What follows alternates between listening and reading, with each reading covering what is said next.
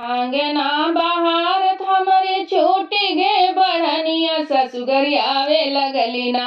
ससुगरी आवे लगली ना हमर भैया से भतीजवा ससुगरी आवे लगली ना। आंगना बहारत हमरे छूटी गे बढ़निया ससुगरी आवे लगली ना। ससुगरी आवे लगली ना हमारा भैया से भतीजवा ससुगरी आवे लगली ना। जानी गरियाव सासु भैया से भतीजवा जानी गरियाव सासु भैया से भतीजवा मोरे बीरनवा भैया ना।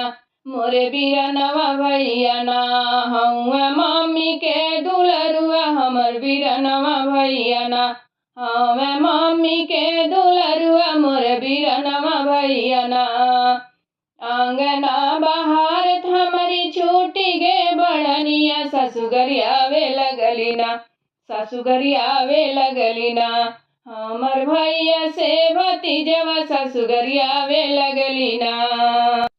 जब हमर भैया पहुँच गाँव के गोइड़वा जब हमर भैया पहुँच गाँव के गोइड़वा सासु बिछावे लगली ना। सासु बिछावे लगली ना उह टूटा ही खटियावा सासु बिछावे लगली ना।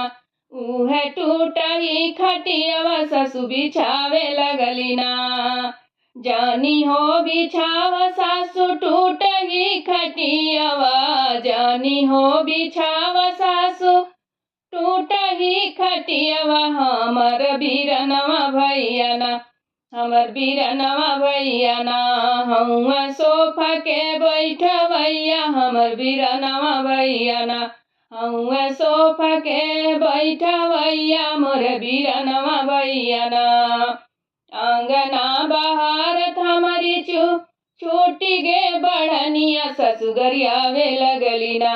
ससुगरी आवे लगली ना हमर भैया से भतीजवा ससुगरी आवे लगली ना।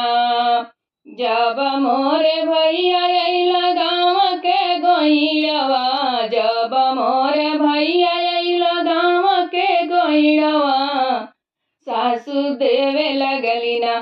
सासु मंगावे लगली ना उह छेना से मिठाइया सासु मंगावे लगली ना। उह छेना के मिठाइया सासु मंगावे लगली ना।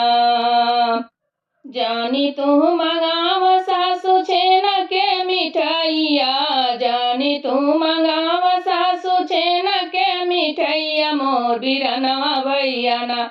मोरे बीरनवा भैया ना काजू कतली के खवैया मोरे बीरनवा भैया ना। काजू कतली के खवैया मोरे बीरनवा भैया ना। आंगना बहारत हमारी छूटी गे बढ़निया ससुगरी आवे लगे ना। ससुगरी आवे लगे ना हमर भैया से भतीजवा ससुगरी आवे लगली ना। हमर भैया से भतीजवा ससुगरी आवे लगली ना।